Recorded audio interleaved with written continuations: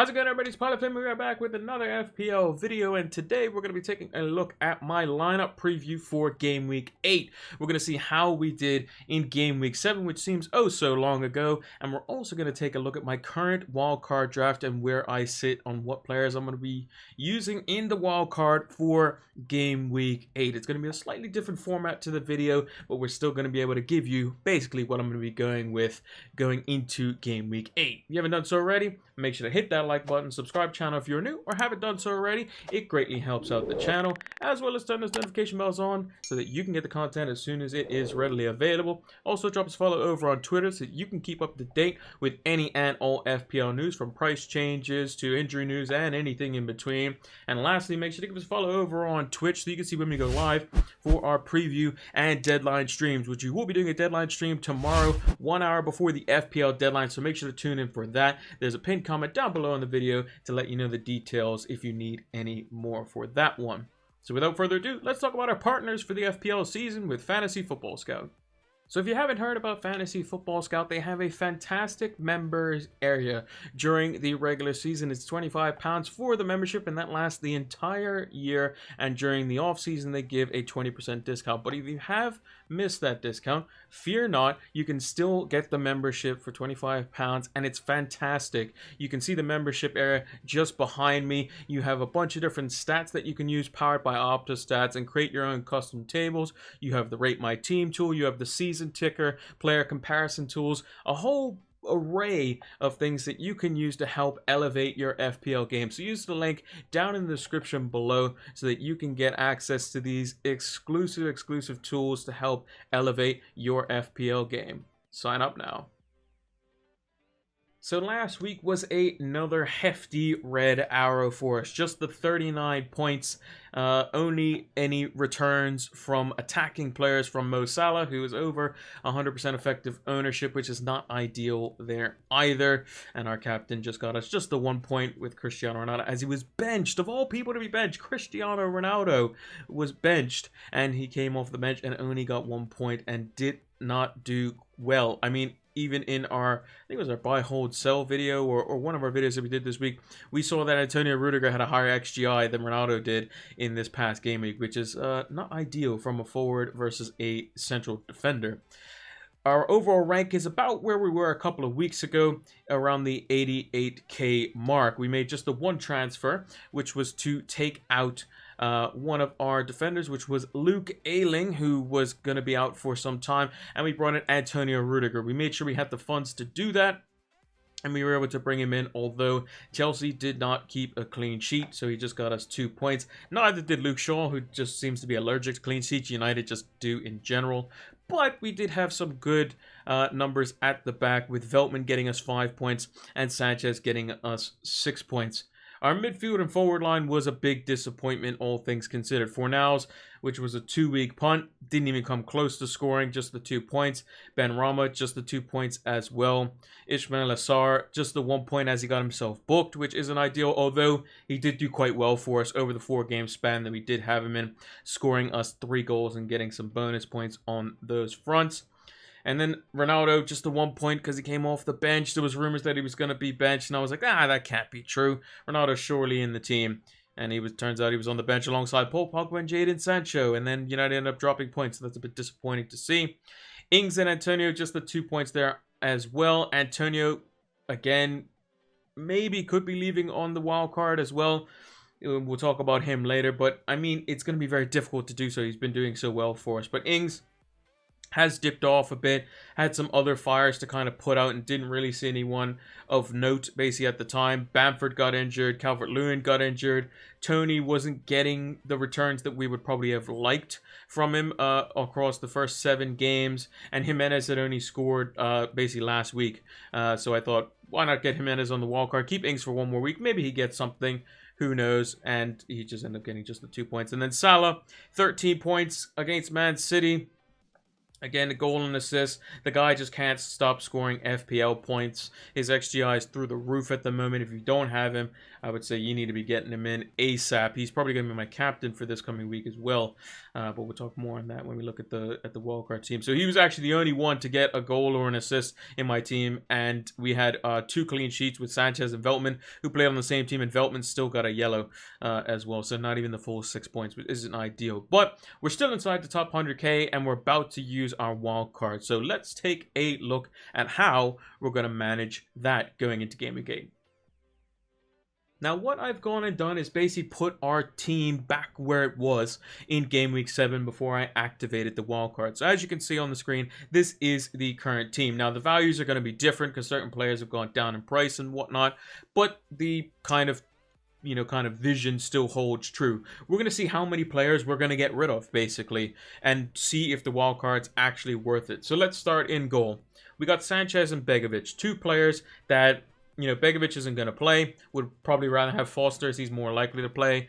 And it seems like a lot of managers are going to go for him and the likes of Ramsdale, or him and Raya, or something of that combination. Sanchez's fixtures are good in the very immediate term, being next game week, but then has 2 very difficult fixtures. And he doesn't really seem to get many save points. He's either a 2 or a 6, basically, and not much in between for the most part. There was one game that he did get 1 bonus point at the very end of the game somehow, even though he got booked, which was kind of weird.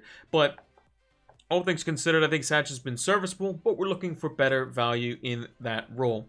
So Sanchez would most likely leave the team for me, and then Begovic as well, almost certainly. In defense, Veltman has been, quite good for us when we have played him. He's done well. Got us 7 points off in game week 6, 5 in game week 7. So I have no complaints with Veltman. He did quite well. It's disappointing for him to miss the opening couple weeks of the season, but all things considered, he's done well, even though he's had a price drop. But he would be exiting the team as well. Ailing, long-term injury.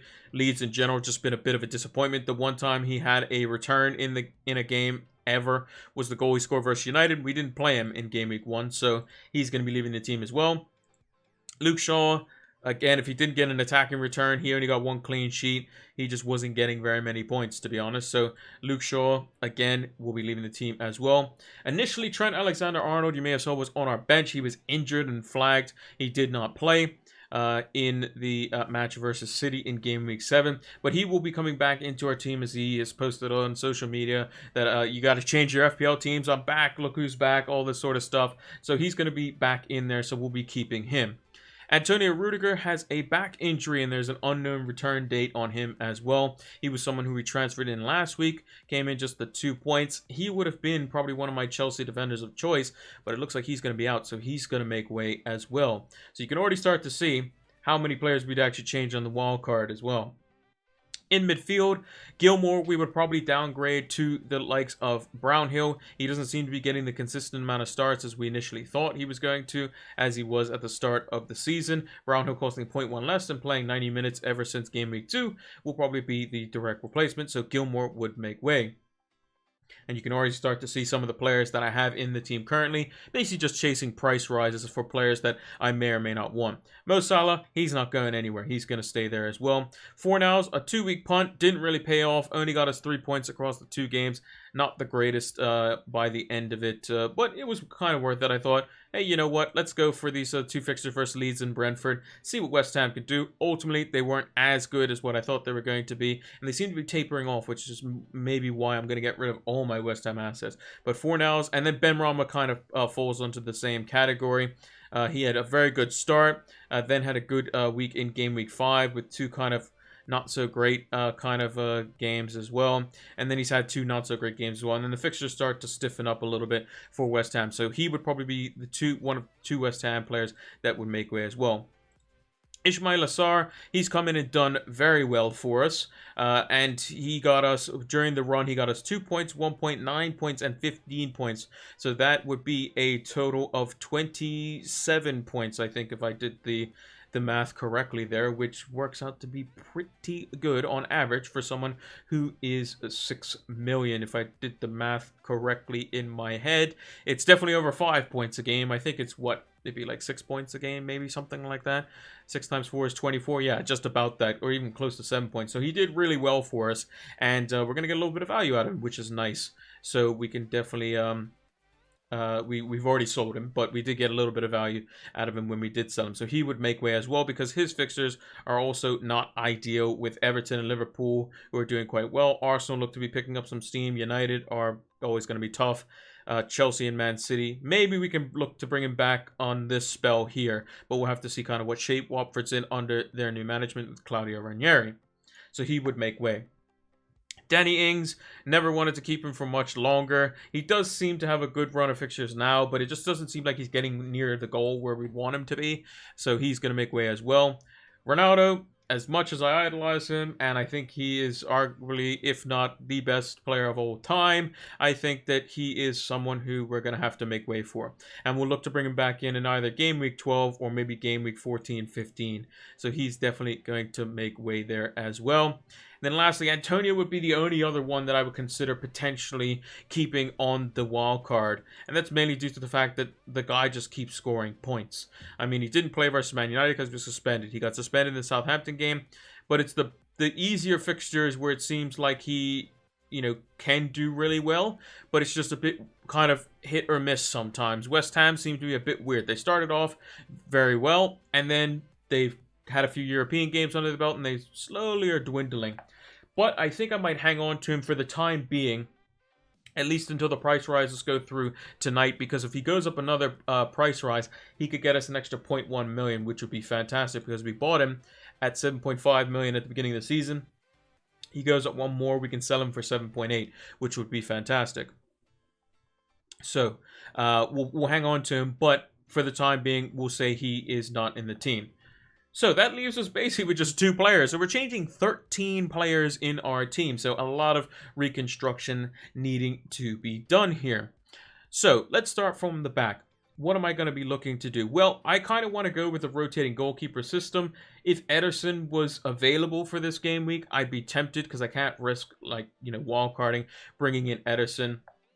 And then Foster not playing, because we know Ederson's not going to play this week because of international duty, coming back late and whatnot, like a lot of the South American players are. So I might just kind of have to go with the rotating goalkeepers. And the ones that I've kind of decided to go with is going to be Raya and Ramsdale, 2 goalkeepers that are quite good. They make a good bit of saves per 90. They're also, in the 4.5 million category, which is quite beneficial. It sets us up later on for having to only make 1 transfer rather than 2 to sort out our goalkeeper situation for a potential bench boost if we need later on. And they'll do quite well, I think, over the next few. And the toughest kind of combination is when Ramsdale plays like a Liverpool or a City. Raya will play maybe a Leicester, which isn't the end of the world, and I think that they can get some saves in that. And that's the one nice thing over Sanchez. These guys will get saves because the defenses will allow shots from range, which will be easier for the goalkeeper to gobble up, which is why Pope was so successful as a goalkeeper when he was 4.5. Same with Emiliano Martinez. Both 2 fantastic goalkeepers, but a lot of shots from range were easy to be saved, which meant more FPL points for them. Now, Chelsea defense, big at the back. How are we going to spin it here? Well, Cancelo is going to be, he was first name in there alongside Trent Alexander-Arnold. He's played 90 minutes basically every game. He has played 90 minutes literally every game. Kind of rested in some games or taken out at certain points during the Champions League.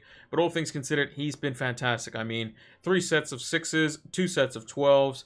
I mean, he's been brilliant. He got skinned versus Salah, but so can anyone. I think he is fantastic value. City are going to probably keep the most clean sheets this season, which is why also I'm almost certainly going to couple him up with Ruben Diaz. And the reason I think this is a good pair up, because a lot of managers are going to go stick to their 3-4-3 system. I think I'm going to go even bigger at the back to make it more consistent points. Because when you think about it, a defender for 6 million, same price as a midfielder at 7.5 million in terms of what you can expect out of them, maybe. But that would mean that the onus is on the midfielders to get an assist at least every week, which they're not going to do. And City look like they're going to keep a clean sheet every week, so why not go for the more consistent returns? Diaz is also very good from set pieces. Cancelo is also very good from creating from open play and set pieces as well, so I think that pair up could be quite good. this is where it gets a bit tricky because the Chelsea defenders, I have a few on the radar. We have Azpilicueta, we have Alonso, we have Reece James, we have Ben Chilwell. Do I really want to go near the rotation of left backs? Probably not. But the one player that I can safely say that is probably nailed to play this week and most weeks is Azpilicueta. So I think he's probably almost certainly going to be nailed on our wild card. I just think he's just very consistent. For $6 million, you know what you're going to get out of him. Sometimes he's going to play right wing back as well. Sometimes he might be as one of the casualties taken off early, which could mean clean sheet points early for him as well, for more attacking options if Tuchel switches things up.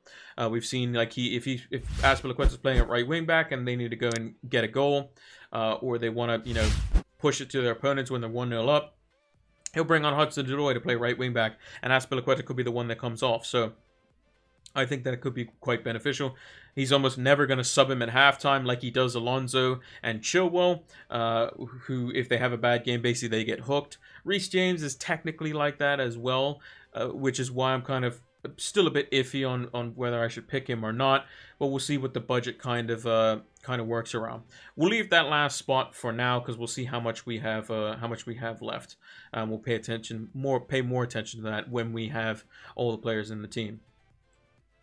So, who's going to be next in the team? Well, I think for budget midfielders, it's gonna come down to potentially one of two Arsenal players, Bukayo Saka or Smith Rowe. Now, I think Saka is the more nailed attacker. I think he's the one that is probably going to play more minutes. But if we're going big at the back, can we afford to get Saka? In most of the drafts that I've done, it doesn't seem like we can do that. And we're probably not going to play Saka most weeks. We're probably going to play 2, maybe 3 up front. We're going to play 5 at the back, and that leaves just 2 in midfield. So we may want more of like the Smith Rowe price point, whereas when if we need him, he's going to play most games. He'll come on, he'll get us a few points or whatever every now and again, but we'll just have him there just in case. So I think he will probably be the one that kind of stays in the draft overall. And Mbuemo's similar price point is someone who has very good fixtures coming up, and we're looking to pair him up with Ivan Toney in a couple of weeks' time, but we're going to have him in from the start. He's playing up front alongside Ivan Toney in the 3-5-2 system, and I think that for $5.5 million, he could be fantastic. Then, we'll skip these last 2 midfield spots because, again, this kind of fluctuates. Raul Jimenez was someone who I immediately put in my team as well. The second I saw him score, I thought, that's the Raul Jimenez I know and frustrated the top 6 teams and was always scoring constant 9-pointers every week. And he got 2 assists as well with the likes of Hwang. I think he's going to be the one that's going to be undroppable. He's going to play the 90 minutes every game. He's done well for Mexico as well.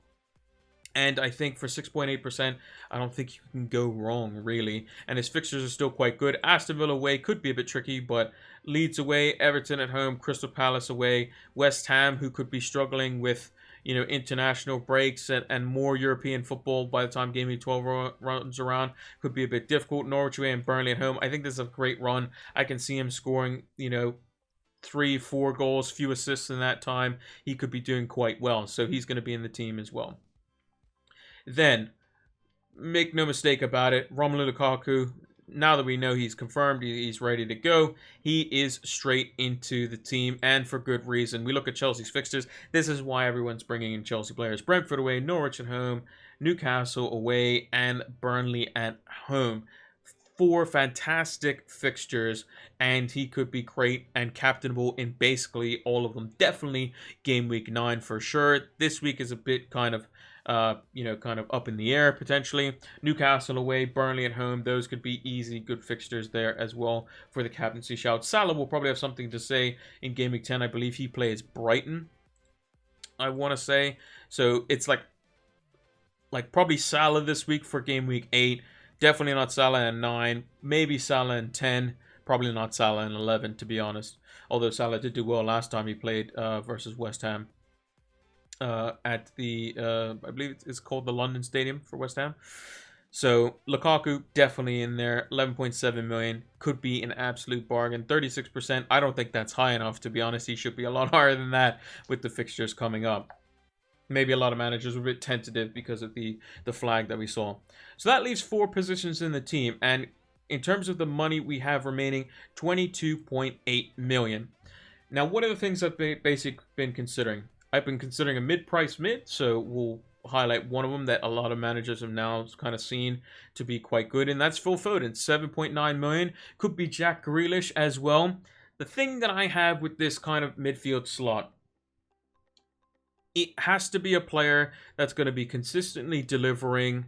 He's going to be a glue guy, and I just don't think Man City midfielders are going to be like that in terms of FPL returns. Yes, they're going to get some big holes, but City can also spread the goals around. Like, City could beat Burnley 5-0 when they play on the weekend, and Phil Foden might not even be involved. Phil Foden might only get an assist.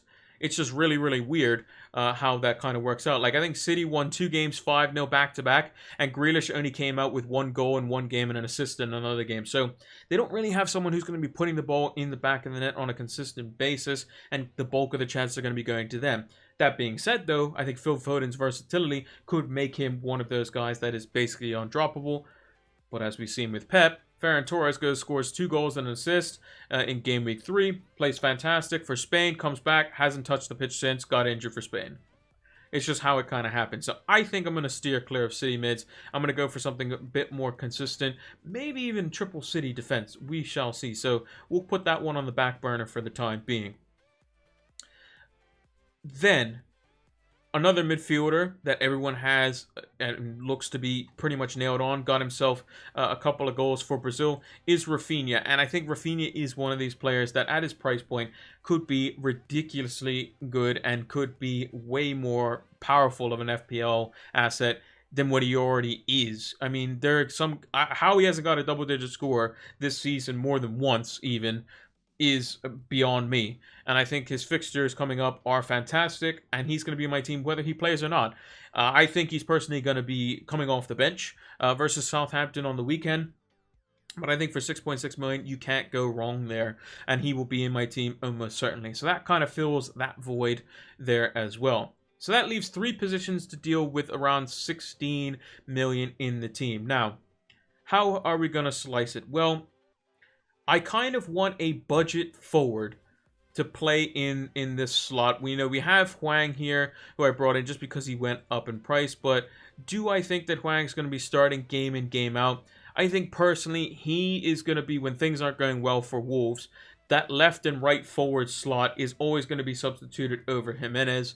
Hwang is probably going to start with the likes of Jimenez, but do I want to really double up on Wolves' attack? Not particularly. And I think that there could be more consistent options, and you kind of, his fixtures. The fixtures are they're good for Wolves, but double up probably not. It's not like Chelsea's fixtures where it's like, maybe there's worth doubling up on the defense there. It looks quite good. So Hwang's probably a bit, kind of out of the question at the moment. So some of the attackers that we have here, one of which is Adam Armstrong. Now his fixtures are quite good. Leeds at home, Burnley at home, Watford away, Aston Villa at home, Norwich away in the next 5 game weeks. Now if he starts doing well, he could easily shoot up in price. I think he can score in these fixtures. He's only 6 million, 2.9% owned as well. And I think he could be just playing for these first 2 and then bring in Ivan Toney afterwards, or see how he goes for those couple of fixtures. And he's someone you can easily just bench. If you have, the likes of Mbeumo and Smith Rowe and Rafinha and a lot of defenders, then you can bench him, if he's not doing well or you just don't think he's going to play well, all things considered. Or you can use him to basically take the spots of when Man City play Man United. Maybe that's not really a fixture that you think that, City can keep a clean sheet. Or maybe Cancelo doesn't play and he goes for Zinchenko and Walker for a bit more defensive mindedness. Pep Guardiola has done that in the past. Maybe you bench one of your City defenders that way. Or like as an example, when Chelsea go to play Leicester in Game Week 12, maybe you don't want to play your Chelsea defender in that situation. So I think for 6 million, he's definitely benchable as well. But we're going to be looking to get Toney in probably from Game Week 10 to 12 and probably onwards as well. I also really do like St. Maximin, especially over these next 2. Spurs have not been great defensively. It looks like Son and Bryan Hill are going to be out, as it seems like they're the ones rumored to have tested positive. So that means their attack is stunted as well.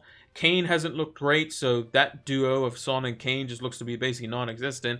And also, Newcastle have new owners now, so they're going to be hyped up for that. Steve Bruce's 1,000th game. St. Maximin's been playing well. He now has Callum Wilson back, who could also be a player that we could put into the team as well.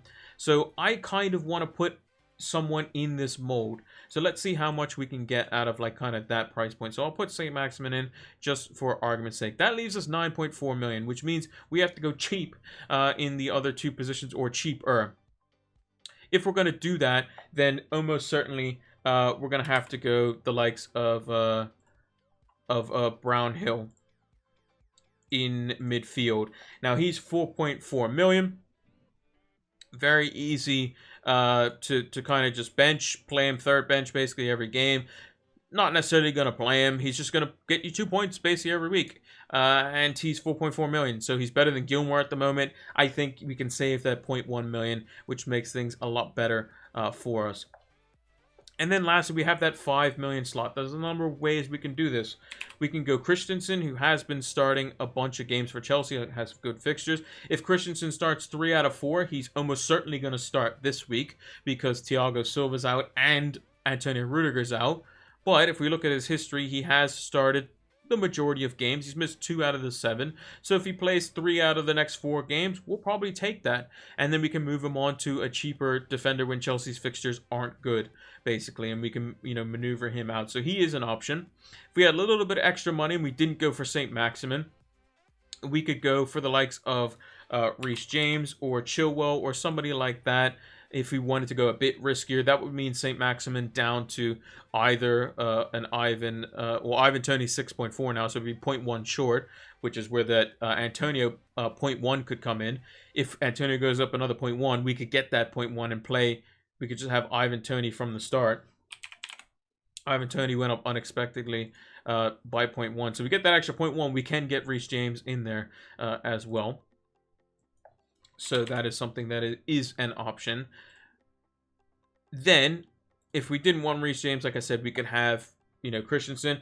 Or we could just go with the, nice and easy budget defender in Livramento. And that also gives us 0.8 million as well. We're also going to gain money when we go down to the likes of Ivan Toney from St. Maximin or Armstrong or whoever, if we wanted to go that route. And that makes it so that we could do 1 free transfer to Ronaldo once we get rid of St. Maximin after 2 weeks. Or even if we bank the money, we could still do that as well. So this is kind of what I'm looking at. In most weeks, I'm going to be playing at least 4 defenders. The other option I was also considering was instead of St. Maximin, like I said, we would have Adam Armstrong. We could then change Livramento out. We would then have the likes of a Reece James or a Chilwell have an extra like 0.2, 0.3 million in the bank. Now again, Ivan Toney, as an example, is just above that. If we have any players that go up in value, like as an example, Azpilicueta goes up in value, when we want to go for Ivan Toney, and maybe Chelsea defense isn't what it's cut out to be, we can still go to it as well. So there's things that we can do. We can also, if we wanted to go even riskier, I have something I've also considered, is going for Ben Chilwell at 5.6 million, and that leaves us also 0.1 short of St. Maximin as well. So if we got that extra 0.1 million, we can go super risky in defense with our Reece James, Chilwell, and even people would say Cancelo as well. But we always have the backup for them. If three out of those 3 guys all get benched, probably a bit unfortunate, I would say. Most likely 2 at most would probably get benched on your bad days. But the likes that Chilwell, Reece James, and Cancelo all get benched, probably unlikely, I would think. Chilwell or James will probably play most games. Same for vice versa when the other one's not playing. And then Cancelo's played basically every game, so there's no reason for us to not think that he would play. So if we still were able to get that 0.1 million, we would be basically 0.0 million in the bank. We could then get rid of St. Maximin after a couple of game weeks, just as a little punt. Bring in Toney after he's played Chelsea and Leicester to bring in for the Brentford double up. and basically go from there. So when we didn't have Tony, when it was St. Maximin in the team, we played 3 up front. If Rafinha was fit, normally we would play him for this game week. It doesn't look like he's going to be playing, so instead we will play St. Maximin, Jimenez, Lukaku, Salah, and Buemo. We wouldn't play for the first 2 game weeks. Smith Rowe we could potentially play. He does play Crystal Palace, which is better than Rafinha in this game week. So we would probably go 3 up front. Salah and Smith Rowe are 5 at the back. Then when Trent plays Man United, we probably bench him, most likely. City has a good fixture. Chelsea has a good fixture. We would probably bench him. We would then play Rafinha, who plays Wolves at home. And then we can choose between Smith Rowe, who plays Aston Villa at home, and also Mbeumo, who plays Leicester at home. We can always easily play Trent as well and just bench the other 2 midfielders. That is also an option. Sometimes United get no-nos versus Liverpool. It seems to be somewhat of a boring game sometimes, kind of just trying to stop Salah and get a no-no. It is at home, though, so I think United will probably be more inclined to... The onus would be on them to go and win the game, because you need to win your games versus like the big 6 teams, and then kind of see if you can get at least a point away from him. That's kind of how you win titles. That's kind of what Ferguson kind of basically made his like one of his key speeches or reputations off of, as it was, something like that. But yeah, let me know what you guys think in the comments down below. This is kind of the structure I'm going for. The players I would say would be the most nailed or are nailed on. I would say this spot is still open. The Chelsea defenders are still up in the air at the moment. These 2 slots are probably open. I would also say, this slot is still technically open in a sense, because it could be Saka depending on the type of money. But I think everything else is pretty much nailed on, and then it would just depend on one of those last 4. So we got 11 out of 15 so far. Let me know what you think down in the comments below. What type of mixture should I go for? I'm going to take a look at a little bit more of what price rises could potentially be happening, what kind of news maybe comes out, maybe if there's any further embargoed quotes from manager press conferences, because we want to get this right, because we aren't going to be wildcarding for a long time to come in, probably like game week 30 plus or something like that. So we have to get it right. We can then boost our rank and then get back to those green arrows. But let me know what you think down in the comments below, and that's going to do it for my lineup preview. And that's going to do it for our Game Week 8 lineup preview. If you haven't done so already, make sure to hit that like button, subscribe to the channel if you're new, or haven't done so already. It greatly helps out the channel. And turn those notification bells on so that you can get the content as soon as it is readily available. Drop us a follow over on Twitter so you can keep up to date with any and all FPL news, from price changes to injury news and anything in between. As well as give us a follow over on Twitch so you can join us live for our preview and deadline streams. We will be doing a deadline stream tomorrow morning, my time. But there'll be a pinned comment down below to give you the exact time for that stream. It's 1 hour before the FPL deadline. And lastly, make sure to use the link down in the description below so that you can get access to the Fantasy Football Scout membership. It's going to help elevate your FPL game. Thank you all for watching, and until the next one, take care.